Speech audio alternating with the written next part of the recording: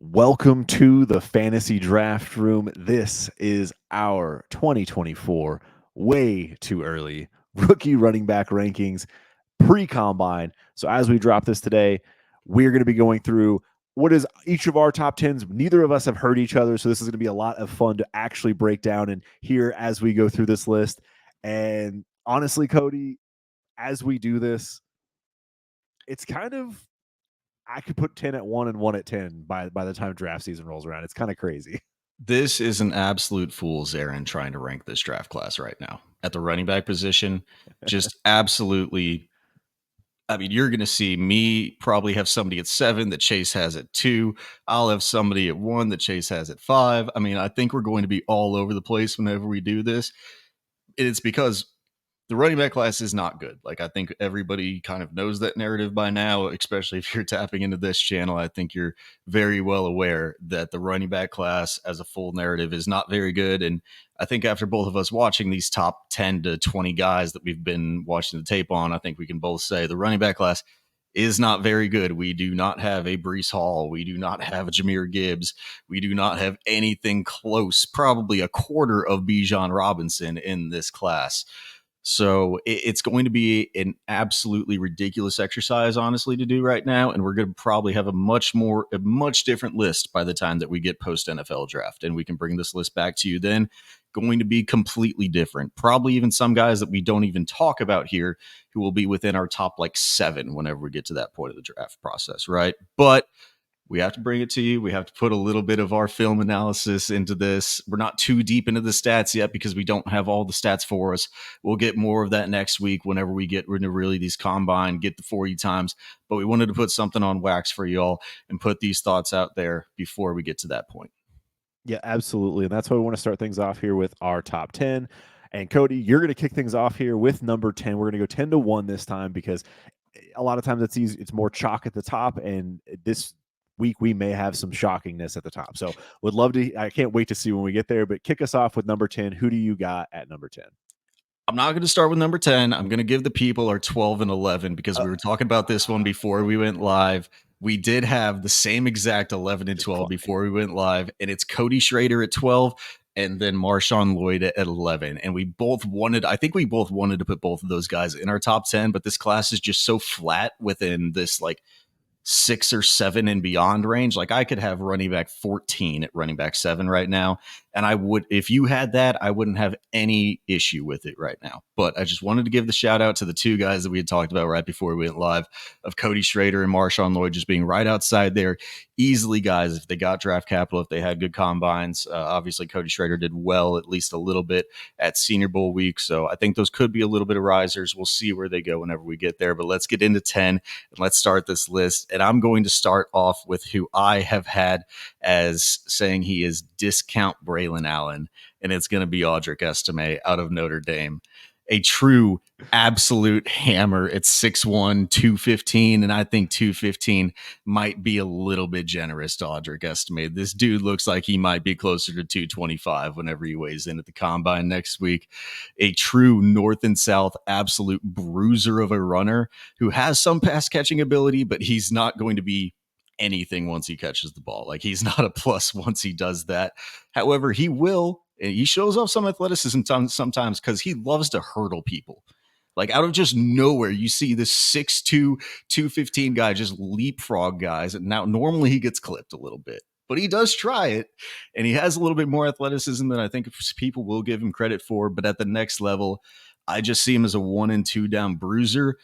Where do you have him, Chase? Because it's a hard rank for me because I know we were talking about him a little bit before we went live, and I could see him getting a role where he's like a we just talked about him out of Washington, but he could be Dylan that Johnson. yeah, he could be that, but does that role exist for him? I don't know, and I don't know if he's as good in that role. So he's discount Braylon Allen to me, and he comes in here at 10.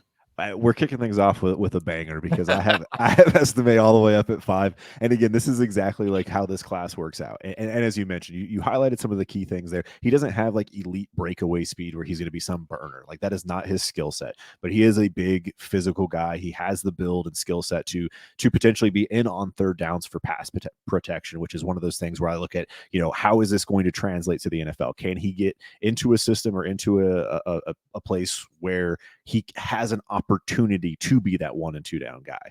If he can, he might actually be on the field a lot more than we anticipate. But I do like how he gets north and south, as you mentioned. He has some good, lateral agility, and it just really comes down to landing spot for me and with what he can do. And I think he's going to be like one of those guys that like NFL teams love. So I feel like if that's going to be a situation for him, give me some capital, give me a good landing spot. I'm going to take some Audric Estime.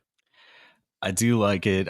I'm not as high as you, but if he landed in the right spot where there was nothing else and he could legitimately serve as that quote unquote workhorse rollback that doesn't exist in the NFL anymore, then yeah, I would be probably right up there with you, putting him 5 or higher even whenever we get post draft. But I can't do it right now. So give me who you've got as your 10, so we can get your 10, and we'll see where he lands on my board at that point.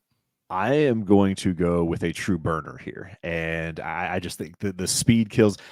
We didn't see a lot of him. We didn't get to see him at the Senior Bowl, which I think he's going to be a big time riser here in the combine. But I'm going to go with one Jalen Wright from Tennessee.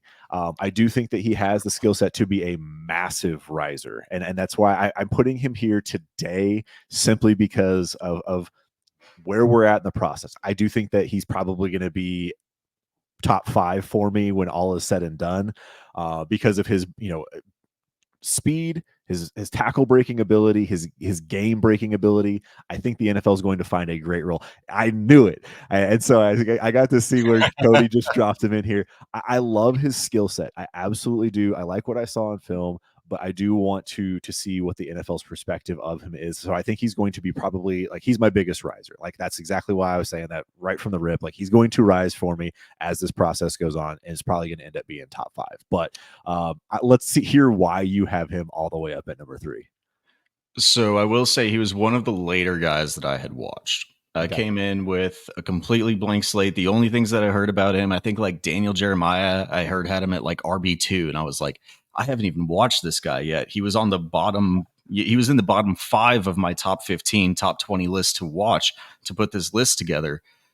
And then I turn on the tape, and man, has everything from size speed comparison that I want. 5'11", 200, so he's at least built up enough like that. He plays split out within this offense. He is a lot of this offense. There's a little bit of a contact balance concern, but his speed agility combo is just absolutely there. There's only 2 other guys that I think have this in that class, and guess where they are? They're number 1 and number 2 for me.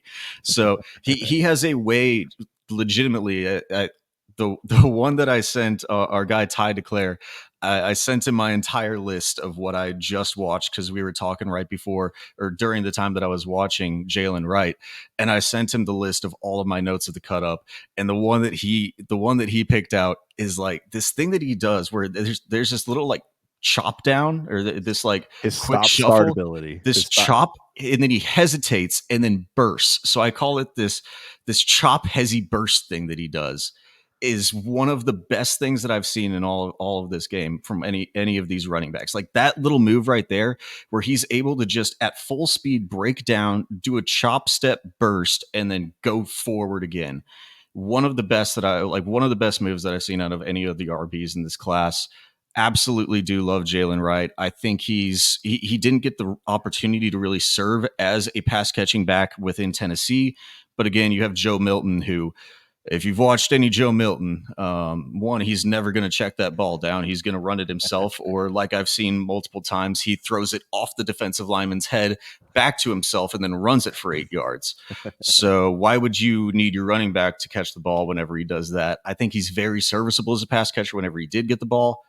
Legitimately, I did not have any expectations coming in for Jalen Wright, and watching him was an absolute treat.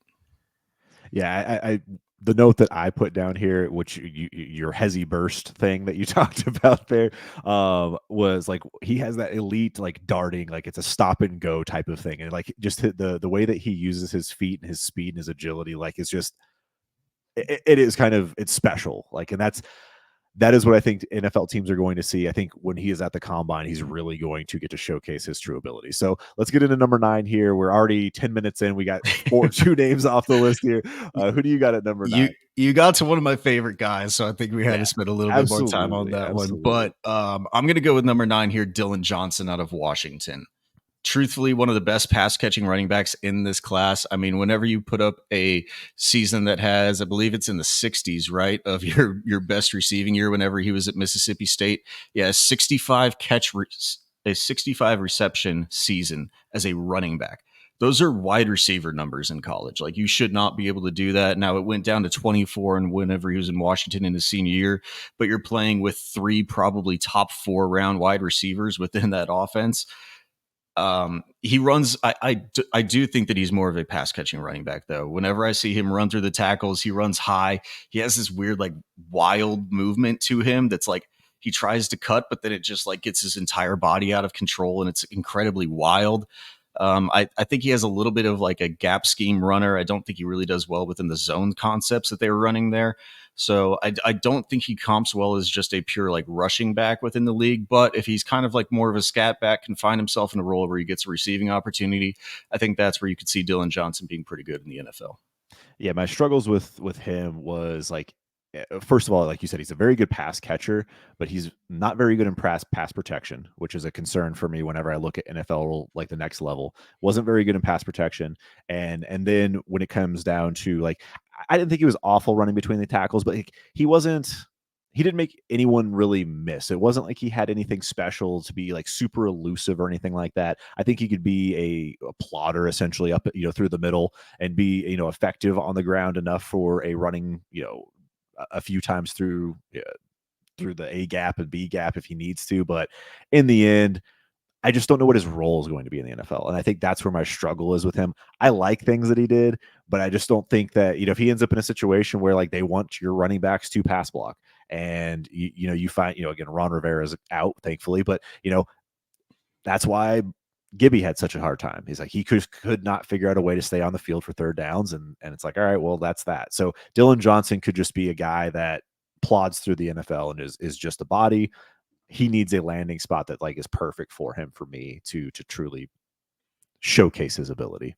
I do agree with that. However, I will say for Dylan Johnson, whoever is drafting on Sleeper, get your shit together because he should not be the last running back in ADP. Like This that's is true. nowhere close. This is Nowhere true. close to the last running back. He's much more a top 10 running back than he is at like running back 30 currently on Sleeper. So like I just want to put that out there. If any of you are doing mock drafts on Sleeper, do not leave 4 rounds of a mock draft without drafting Dylan Johnson. So your number 9 was my number 9. So that was actually something we were in lockstep on. Love to see that. Number 8 here, I'm just going to dive into someone who had a lot of hype, from Clemson, is going to be Will Shipley. I like Will Shipley. I do. I think he's gotten a bad rap lately. I do think that everyone just thinks he's, they expect him to be CMC because he's some white running back that is supposed to have some pass catching. Oh, look at that. Well, we both have the same number 8 here. Isn't that a coincidence? That's actually funny. So yeah, no, but I love his stop start ability. I do think that he struggles with certain areas. I think he has pass catching ability. He's an instinctive runner. Just one of those guys I feel like could be very good, but his role in the NFL, I don't know what it's going to be. Same thing with Dylan Johnson. I just don't know where Will Shipley actually fits in the NFL as a he's not a first and second down grinder. That's just not his role. Like you want him on the second and third downs, I guess, like maybe. But he is a good pass catcher, so I do think that he's going to have that trait translate to the NFL and has good decent enough explosion. I do want to see what he does at the combine and how he weighs in and measures up. But it seems like Will Shipley lately he's kind of gotten a bad rap.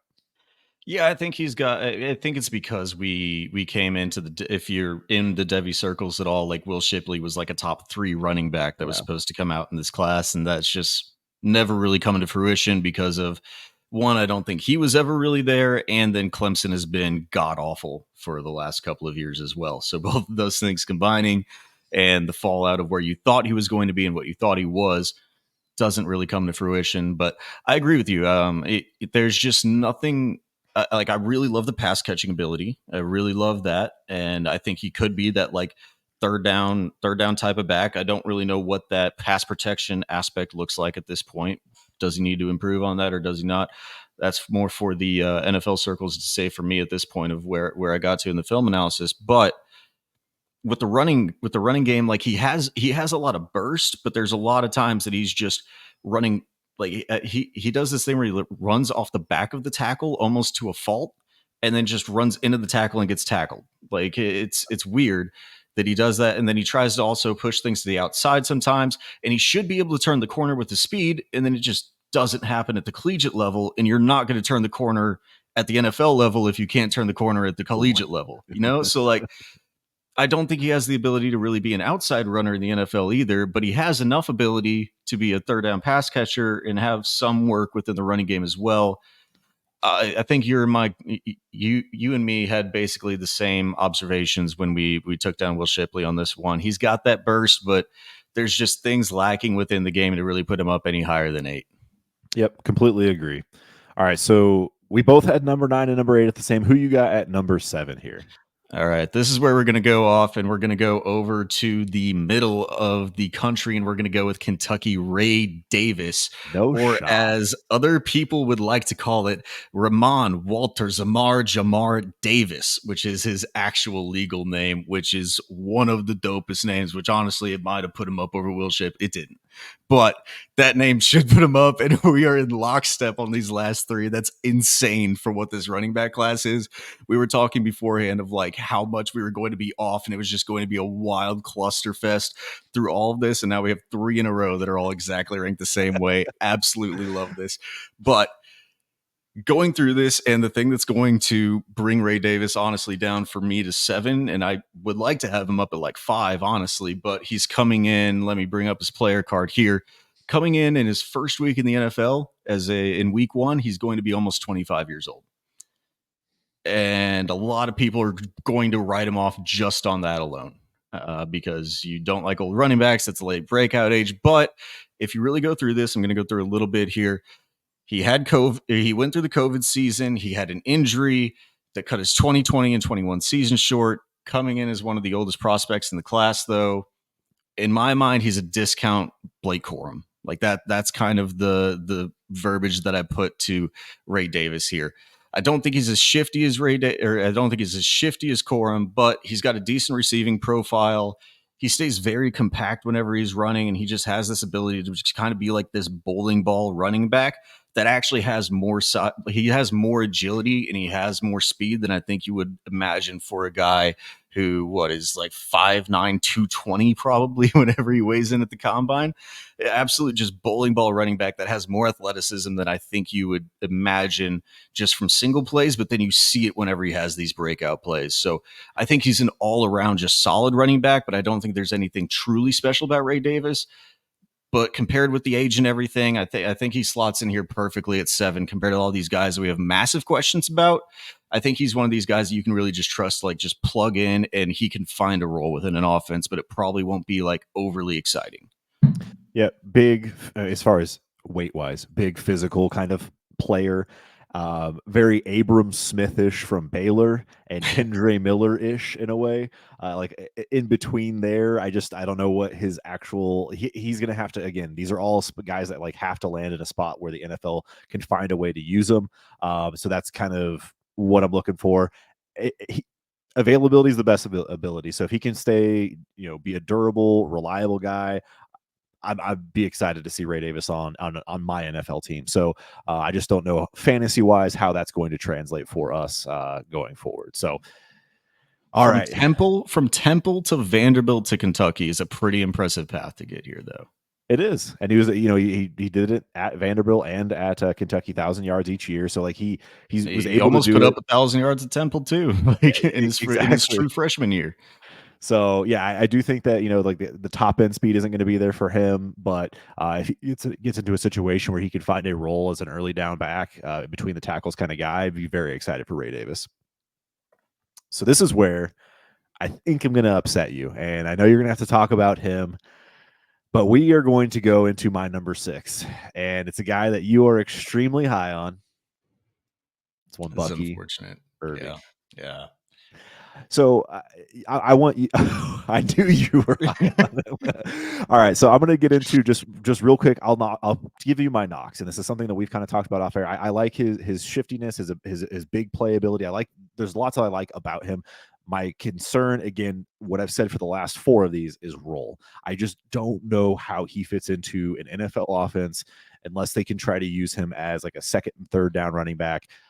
I feel like he's a guy that could carve out a nice 45, 50% role in an offense where he gets 45 or 50% of the snaps, can be efficient. However, my concern is he gets into a situation that doesn't suit his skill set and he is just a guy. So tell me why you have him at number 1. So I think we have to look at this whole class as a whole to really understand why I have him Yeah. at 1. None of these guys, in my opinion, are going to be anything more than 50% guys. Like, I do not see any of these guys really commanding an entire backfield.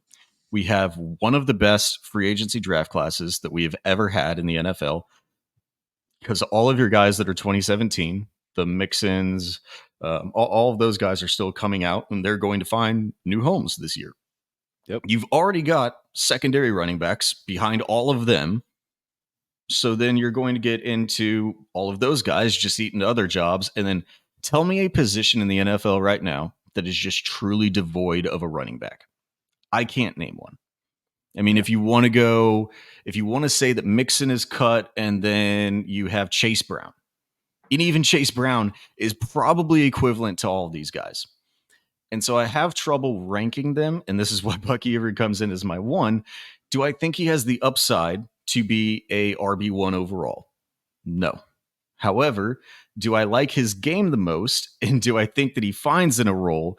And because he has such a defined skill set, that he's going to find a role? Like it's all going to be dependent on the draft, right? If Bucky Irving could fall to my 6 very easily, but he's the player that I like watching the most in this class, and I think he has the most upside out of anybody in this class within his role, not to serve as an RB1 in fantasy, but I think he has the most NFL upside within his role in this class. And so it's a little bit of like is the NFL ranking better for me? Is the fantasy ranking better for me? I don't know, but I think he has a defined role, and I think NFL teams know that. So let's get into his role. He plays split out. He is a massively positive pass catcher. He's good in between the tackles, better for what his size relates him to. His lateral movement is probably best in this class outside of maybe one of the other. No, honestly, no. His best in this class is his start stop ability to go horizontal and then go back up vertical. Now, you are playing in this Pac 12 offense. He's playing at Oregon. If you want to say all these things, I fully understand it. I don't agree. They're still top 5, Power 5 conference defenses. Now, do you play Colorado sometimes? Yes, you do. But literally one of the best running backs that I think is in this class. We comped him, and I actually comped him first. Let's just put it out there on wax. I comped him to a souped up Devin Singletary. Now, does that role really excite you? No, but it really did this year whenever he found his perfect home with this zone scheme running game within this Houston Texans organization that came out of the Kyle Shanahan system, right? And if he lands in one of those type of systems, now, does that role exist right now? It's very questionable. Like if he went to Houston and filled in as Devin Singletary, I'd be massively excited, and I think he would actually have RB1 upside potentially. But it's a really hard prospect for me to grade, and all of these guys are definitely hard to put 1 to 10. But Bucky Irving's my favorite running back in this class. Does he have the best upside of this class? No. But I think he's the most solid, locked in running back prospect out of any of these guys. Outside of one guy, but there's some other circumstances that make me drop him a little lower. And I wanted you to at least touch on it because I knew you were super high on Bucky. Again, my concerns are just They are what they are. I want to see how they use him in the NFL. Again, Devon Achan is a guy who is a little bit slighter frame, so it's not the same kind of conversation. But you talk about a guy that has a lot of burst, a lot of agility and ability, and he can hit those home runs. Bucky Irving absolutely has that ability. But again, if he doesn't go to a situation that can showcase those abilities, that's my concern. So do like the player. And again, as we mentioned at the top of the show, and I want to keep hammering this home, 10 through 1, as we've seen, he has 10, I have 5. I'm at 6 with Irving, he's at 1. We can literally flip these guys around as this process goes along, but this is kind of where we're at today. So let's get into 7 number through 9, though. We were good. We were we going. were lockstep. All right, who you got at 6? And then I'll go into my 4, and then we'll go from there. Oh yeah, this is on me, right? Okay, so this is where I think we're gonna have basically what you did to me with Bucky Irving. I think I'm gonna do with you with this player, and that's going to be one guy that I know you've talked about before, and we had the conversation of your priors taking a little bit better of you potentially, but this is Trey Benson for me coming in at 6 out of Florida State. I wanted so much more out of everything I watched out of Florida State. Literally every single part of Florida State that I have watched, between Keon Coleman, Johnny Wilson has actually been the best watch that I've had out of Florida State. Out of anything that I've watched, it's been Johnny Wilson has been probably the best player that I actually like out of Florida State. As long Relative as to he's tight cost a end. little bit. No, honestly, Right. I could see him being, he wouldn't be a true tight end. He'd be like a slot Y. But anyway, I wanted a lot more out of Trey Benson. And I know people will have him as RB1 in this class. I know a lot of people who do. I've listened to a lot of shows who do have him as RB1, RB2 in this class. And they love the home run ability. They love vision. They love a little bit. But what he lacks is what I like in the running back, and what we just saw with Bucky Irving. He does not have lateral movement. This is a guy who, in my opinion, runs like Zach Evans. He is a angle runner who, if he tries to cut laterally, like true horizontally at a 90-degree angle, he has no ability to regain momentum. And You if want he, to know who I said he was? Just because you said you went off on Evans, I had Tank Bigsby. And it's just kind of funny. So yeah, continue going on, but it's like that's like the kind of thought process that I had too. so yeah, but he's a very good angle runner. And I think he has very good vision within the angle running. But if you're asking him to break down and make a guy miss, I have not seen that pop up on tape, at least consistently. Now, does he have the ability? Does he do it? Yes. But whenever he gets to the second level, it's just like, man, you need to make this guy miss. And unless you have the angle on him already, and he just uses his speed to get outside of him, I haven't seen it with Trey Benson. Now, does he have that speed? Does he have pretty elite athleticism? Yes. And that's why he's all the way up here at 6 for me. But I need to see a lot more out of the running back position than just being an angle runner. And I see a lot of Zach Evans, who was, I mean, if you were following along with this show last year, one of my most hated guys. I do think he's a lot better than Zach Evans, but I get a lot of glimpses of the same thing. So I'm with you on the lateral ability. I do think that his burst acceleration wise, the things that he can do, like going as a downhill runner, is why I do like Trey Benson. He's not like elite as a pass catcher, but he's not a zero. I think he has the ability, if they decided to use him in some sort of role. I think he can catch the football. I don't think he's like elite pass catcher by any stretch, but he's not a zero. So he's right in the middle of the pack for that for me.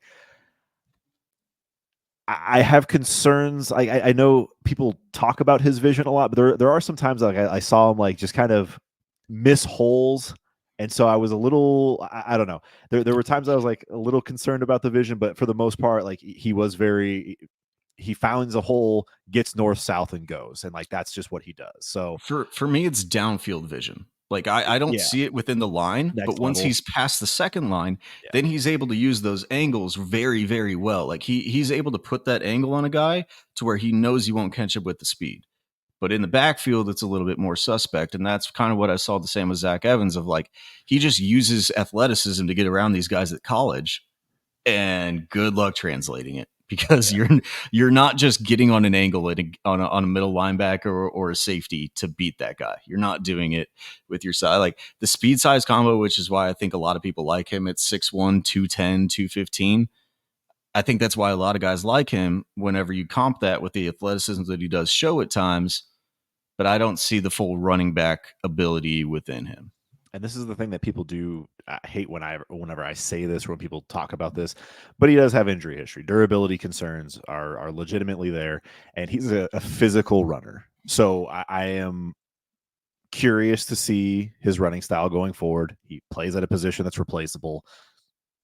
And again, he's not like he's some special back where I think he's going to stick around. So, anyways, that's what I still have him at 4. I do like the ability. I think he could be a guy that's on the field a lot, which is why I wanted Trey Benson up here at 4.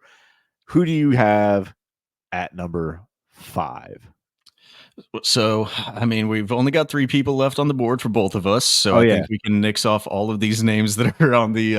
I threw them all in there just in case somebody went a little bit wild. Good to see that we were pretty consistent within our yeah. top 10, though. Actually, I literally think we have every all of single our top top 10. 10. Yeah, that's pretty cool. All of our top 10 was exactly the same. We were really fretting that one before we came live. Okay, so 5 for me is going to be Blake Corum. I wanted, as much as I wanted out of Trey Benson, I just wanted to see more. I've had Blake Corum just like through narrative, through watching Michigan games, and I hadn't really dove into film. Blake Corum has probably been my one throughout this entire process. And to put him here at 5 is honestly just depressing. It's just I don't see enough out of him, man. Like he just runs for 2 or 3 yards so many times. And you think that with this guy who I'll pull up the player card for him, he has what 27 touchdowns or something like that within his senior year. But I think it's a lot out of what happened within this offense. And I can't find the player card right now. But yes, 27 rushing touchdowns in this year. So like you think everything statistically wise looks really good, and then I watch film and he just runs 3 yards ahead, 3 yards ahead, 3 yards ahead, and he does it 26 times a game, and then he breaks one for 40 yards. And by the end of the game, he ends up with 140 yards. And I just wanted so much more out of him, man. He's very good still. He's got lateral agility. He's this bowling ball running back who does run with physicality, but with seven is what this Michigan offensive line is saying that they're going to put into the NFL. 7 offensive linemen who are true NFL prospects. You should be able to do more than what you did consistently running the ball up the gut and just falling down for 3 yards. I didn't see enough to put him any higher than 5. Like he's still very good, but I wanted so much more. Probably my most disappointing prospect in this class. So this is one of the guys that when we were talking about this earlier, like I feel like my priors were really tough to let go of because of what we saw last year. And my concerns from last year were frame and size, and I feel like that's a thing that's going away in terms of like how we think about running backs or how we think about skill players in the NFL in general. And so I was trying to block that out of my mind. And so when I looked at like what was going on this year, well, I talk about pass protection a lot because I do think that that's an important skill set for players to be in on third down. He doesn't really have that to his game. Not a big pass catching running back. I feel like I need to have him lower. So I'm actually happy you have him where you do, because like I just didn't have the balls to do it. And just owning that up like right now, like I have him there because of the priors, and I feel like he's still going to get capital. I feel like people are still going to like him. And like the because I have priors, I feel like there's going to be other people that have priors as well. And as a fantasy asset, that's sellable. But you said nothing there that wasn't true. I think that's like my biggest concern. But man, he's a grinder, man. Like he is an Absolutely. absolute grinder, and I absolutely love his play, like his play style, his ability. Where he has his, you talk about pad level a lot. People that are running high. He's a He's a very 5'8" guy that runs at 5 foot. Like his technique is unreal for the running back position. It's just I yeah, I should have him lower. I There's should have no him lower, man. athleticism thing that like really stands out to Nothing. like he has that like horizontal agility that I really like, but he doesn't have the burst out of it. He doesn't have long speed. He doesn't have anything other than just like a little bit of shiftiness through the line. And then I don't see that a lot of times whenever he's just running 3 yards into his own lineman and falling down. He does have some But burst. then there's the big play, and you're like, holy Yeah, shit, it's Blake exactly. Corum, like and that's the running back one in the class. Like you do see that sometimes whenever he goes and runs for a 75-yard touchdown. It's And then you see the next 25 rushes for 3 yards and he falls over. Yeah. That's my concern. Exactly it. And you highlighted it there. It's like he has the home run ability. He has the big play. I feel like he can read a hole well, but it's almost like he sees contact coming or he's about to get tackled, and it's kind of like Peyton Manning's like, time to go down, and it's just okay. That's not 3 yards in a cloud of dust. Okay, not really what I thought was going to happen for Blake Corum. So I think I should have him lower. I'm keeping him up here for right now. I'm hoping that I can keep him up here, but there's some other guys on this list that I think will be rising throughout this process, and I think that he is one that I am right I'm there very with you where I could I'm see him very drop. interested next week in combine because if he Yeah, doesn't test well, he's going to plummet because he's small, undersized, and I don't think he's absolutely athletic like all these guys. Like I think he'd be like 8 or 9 athletically out of all these guys. he should be pretty good at some of the things that he's obviously he's physical, like he's going to be a strong guy, and I think he's going to have some like lateral agility stuff he's going to do fairly well at. But if he doesn't, yeah, you're absolutely right. Like if that doesn't show up, if he doesn't run, like, I think he has the home run speed, but if he doesn't show that, it's going to be a big problem, I think, for Blake Corum. And fantasy community is already starting to spin the narrative of like he is a little bit too small. He might be a little bit of a Deuce Vaughn type. It's already going out there. So I love Blake Corum, but I could see a massive plummet for him. So All right, so do you want me do to you want me do? to take 4? I was gonna say, is like, do you want to do this one and then hopefully save my number one for number one? Is that how We you? could probably. I'm hoping we do. All I'll go right, with 4, so that way I'm hoping it's your 3, and then we can do 1 and 2 all at the right, all right. same time. And I do think there's a massive conversation if we do have that. So I'm going to go with 4, and it's going to be Braylon Allen. Is my number 4, and hopefully your number 3. Absolute bruiser at 6'2", 240 almost. He will get the Derrick Henry comps. Does he deserve it? No. I mean, he lost work to he lost work in his junior year coming out. Like you should not lose work to another guy. You should be the guy who's taking all of the work at college whenever you're the one of the best touted players at running back in your league. And he lost work to a couple of other guys within his own system, and that's not good to see. Now he's going to be a Devi darling. I'm not putting him here because he's a Devi darling. I do play Devi, but I don't have any priors. I basically don't have priors on these guys coming in because if you've seen my Devi teams, there's maybe 1 or 2 Devis on each of those teams and nothing else. I do not have hardly any Devi bias of these guys coming in, but I liked Braylon Allen a lot more than I thought I would because of the narrative coming out about him over the last couple of years. And that's my biggest thing of like, or over the last year, I guess, because everybody started crapping on Braylon Allen during this last year. It feels like of like he was one of those guys, along with the Will Shipley, who was touted to be one of the best 2 running backs in this class, and then it just never really came to fruition.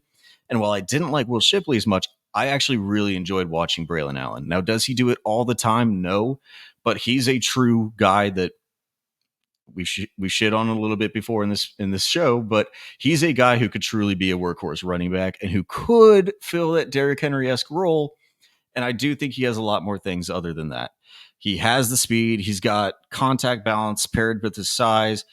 The only thing that I really have against him is he gets a little bit of like these happy feet, as I like to call it, within the backfield, where if the hole is not there, he's just going to kind of stand in place and then get tackled because he doesn't really see the hole, instead of just like, hey, you're 6'2", 220 or 240 almost. Just go get your 4 yards. And I'd love to see that a little bit more out of him, but a lot better player than I had imagined going in just because of the narrative around him. Yeah, I want to see his athletic testing. I really do, because I think that that's like the knock on him. He doesn't have home run speed. He doesn't, do anything like overly, like there's nothing quote unquote elite about his athleticism. He's big, he's physical. Dudes just bounce off of him because of his size. AJ Dillon, like that's the name that comes to mind is AJ Dillon, and that's not a name that people love right now. But people did love him in fantasy for a little bit there. Like there was a time where everyone thought AJ Dillon was going to be the next big thing, and that's kind of how I see Braylon Allen right now. Not that I love that, not that I hate that. I hope next week there's some new info, new insights that can help maybe change some of that. But that's right now the kind of comp that I have. Capable pass catcher, but there's nothing special about Braylon Allen like I think people thought there was, a couple of years ago. And that's where I'm at, but I see you haven't really moved him yet. And so where do you have him? Do you have him at that 1 or do you have him at that 3? Because I'm hoping you have him at that 3 so we can talk about Jonathan Brooks, who you just put at my 2. I do have him at number 3, and so this way we can jump into some Jonathan Brooks here. As everyone knows, he tore his ACL. We got it. He's injured. He's 20 years old. He's hurt. But everything that Jonathan Brooks did, like he's the most well-rounded running back in this class. He does have things about himself that he does do well as far as like talking about special ability. I do think that he has some good contact balance. His breakaway ability, his ability to hit a hole. I think Texas didn't utilize him probably to hit the best of his ability, which was part of it.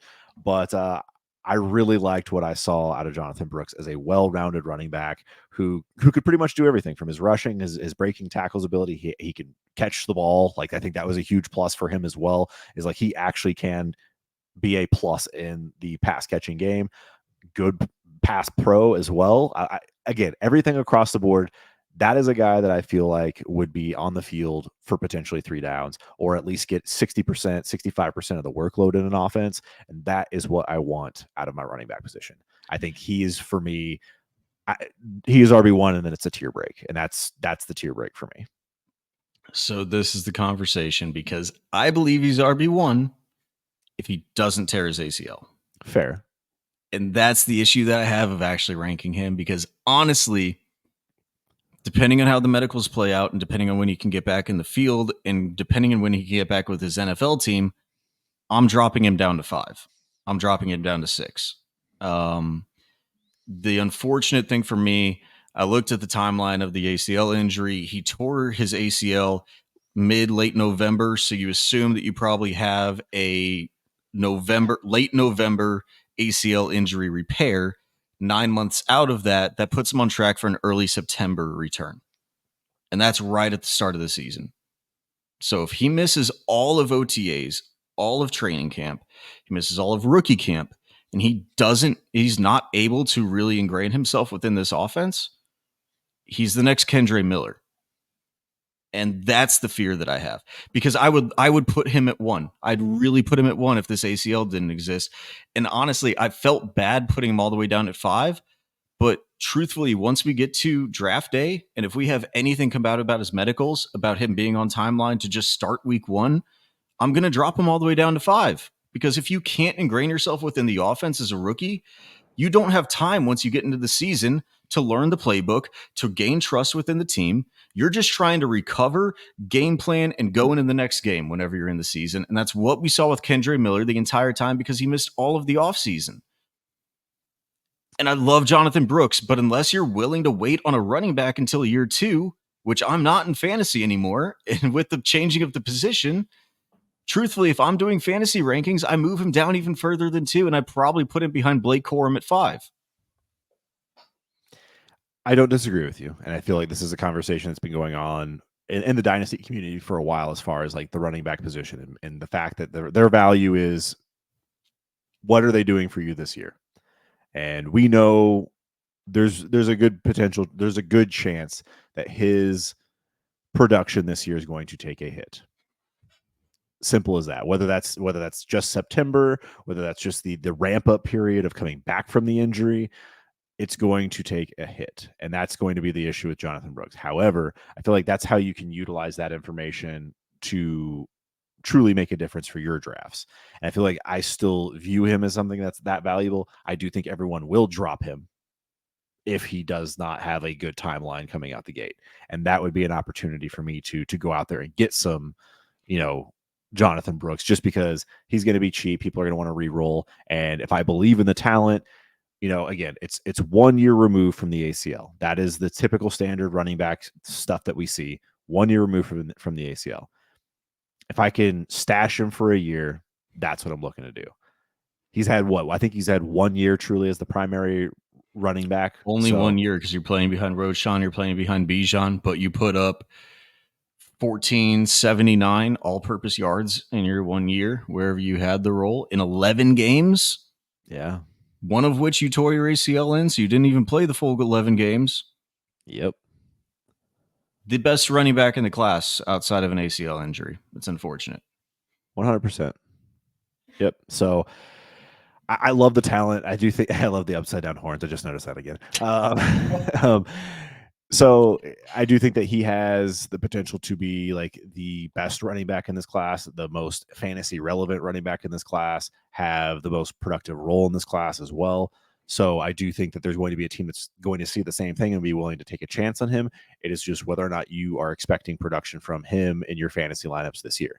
I think RB1 is going the 203-ish to 207 range typically. Like, it depends on your draft, at least right now when we're doing some of these mocks. Like, I've seen some higher, up at 201, but I'm not there yet. Yeah, I'm not there either. I think it's about 203, 204. Yeah. So that's the kind of the range that you're looking at. It's like, all right, if he's going to drop down to be a late second, early third. The interesting thing for me, though, is if you go to underdog drafts, he's still the RB1. Yeah. That's where I can't get to. I throw that money away, people. Throw that money away. Absolutely not. He should almost not be drafted in underdog drafts right now. Like that's where I would be with his timeline that he's putting out. He should be at Dylan Johnson range. And thankfully, Underdog is treating Dylan Johnson a little bit better than Sleeper is at this point. And Dylan Johnson is actually within draftable range within like the 19th, 20th round. But I would throw Jonathan Brooks all the way back there. Like I love the talent of Jonathan Brooks. And there's some places that I might be willing to draft and hold him, but I still don't really want to do that on any dynasty team. Just because, like, that's a dead asset that you're taking on. In my opinion, at least, he's almost guaranteed like going on pup probably so that he can get a little bit more practice time in, and he doesn't have any integration with the offense. Like, it just screams Kendre Miller to me. And we both loved Kendre Miller last year, and we had this play out. Now, it wasn't exactly the same because he had an injury pop up in training camp and then right at the early preseason moment, and there was a couple of different injuries that he was dealing with. This one we know. And if you know that he's not going to be available, I just don't see how he gets in. So it's the toughest one. Jonathan Brooks is the toughest prospect for me in this class to really put a ranking on, because I don't know what to do with him right now, because he's my favorite one in the class. But if he doesn't play year one, he can't be ranked anywhere near there. And I completely agree with that. I think it's just, for me, he's just a name that I'm willing to monitor. Does he go to a situation where you talked about Kendre, where they just brought in Jamal Williams and they paid him money. Obviously we saw how that played out in season, wasn't all that great, but they paid him money, which again, theoretically they're going to put him over him. You have Alvin Kamara, who's one of the best running backs in the league. So Kendre Miller automatically was already at a disadvantage just based on the depth chart alone, let alone the fact that he had the injury coming into the year, and then he had some other things that got nicked up throughout, and that caused some additional issues. But if Jonathan Brooks goes to a situation where he's behind Saquon, that's going to be a problem. Does he go to a situation where maybe he's in Houston and he's behind Devin Singletary? That might not be as big of an issue. You sit and you wait it out, and hopefully later on in the year. So like the situation's going to make a difference for him. I still think production-wise, I saw you looking around there. You're but he's behind Saquon when he's not playing year one, and then Saquon, who's probably on a 1-year deal, then goes away, and then he takes over. Like that's the upside play that I imagine in my mind. That's exactly it. But that point that you just made right there is that there will absolutely be a buy window for Jonathan Brooks, depending on the situation that he goes into. So I'm willing to invest in him in rookie drafts for sure, because we are in multiple leagues where we have the ability to buy him in some places and not in others. So I'm definitely going to be investing in him. But he's also one that, like, if I miss out because someone's like, oh, that's my RB1, I'm taking him 204, you go right on ahead. I am happy to buy him from you week 1 when he's behind, somebody else. Maybe his Whenever he's time. on pup. Yeah, when he's on pup, when his timeline comes out and it's like, oh yeah, we're looking at October. It's like, okay, people are going to panic. There's going to be a buy window for him, and he's a running back. He's a running back. This is such a fickle market. People One are of going these other guys is going to hit too, and that's for where, like, I'd sure. rather throw my dart at one of the other guys in the top 5 or 6 here within this list that we Yeah, have. Jalen Wright, Eh. I was All going to right. ask you before we get out of here Yeah. one more thing. Kind of, I guess we can't really do favorites because we aligned on a lot of things here, actually more than we thought we would. But most egregious one, and I think you just said what you think mine is potentially of Oh, that's Jalen Wright all the way that up at wasn't a 3. that wasn't a slight. That was actually, honestly, I do think Jalen Wright. Like, you talk about favorites. Like, I think I'm too low on him today. I absolutely own up to that, because I do think that he is someone that could actually end up being top 3 in this class before all is said and done for me. Because of all the knocks that we talked about: Blake Corum, Braylon Allen, Trey Benson. I'm a little bit higher on Estime than you are, but all of these guys, like, it's replaceable. And if Jalen Wright shows out, there's hype about him. He goes to a situation where he can showcase his ability. I'm going to be very interested in Jalen Wright because of his athleticism, because of that speed and what he can do. So yes, that was not a knock at you. That was more like a, hey, he can do the same kind of things that Jonathan Brooks does. In all honesty, and as I'm talking this out, like, I might need to re-rank these today. So Literally, if I had to call, like, Jonathan Brooks is just slightly better Jalen Wright in my mind. Like, they do a lot of the same thing, except one doesn't have a torn ACL. Like, it's and honestly, just right there, I should probably flip Jalen Wright up to 2 if I truthfully believe that, at least for fantasy purposes. So it's a fascinating running back yeah, class, man, just because it's so wild and so variant of what we're going to have here. Will it look completely different once we get post combine? I assume we'll have a couple names in, a couple names out. I'm sure we'll switch up our own rankings even further once we get post combine. And then once again, once we get post draft, because truthfully, with a lot of these guys, it's going to be, can they have a role to step onto the field if one of the guys in front of them gets hurt? Do they have a role immediately within the NFL? What does Jonathan Brooks' timeline look like as we learn more information about him? An absolutely fascinating class to see how it plays out over the next couple of months. Again, way too early to actually put, I don't know, what do you call, like, wax to paper, but it's not wax to paper. Pixels to screen for us. Way too early to put pixels to screen for us, but we're doing it anyway. yep, absolutely. This was a lot of fun. Again, let us know your thoughts down below. Who are we way off on? Who do we leave off of this list that should be in here? I know Frank Gore Jr. is one that people talk about a lot. Marshawn Lloyd. We talked about Cody Schrader earlier as well. Dylan Laub. Let us know what your thoughts are, how crazy we are for having the ranks that we do. Make sure you do like this video, subscribe to the channel, and thank you so much for joining us here in the Fantasy Draft Room.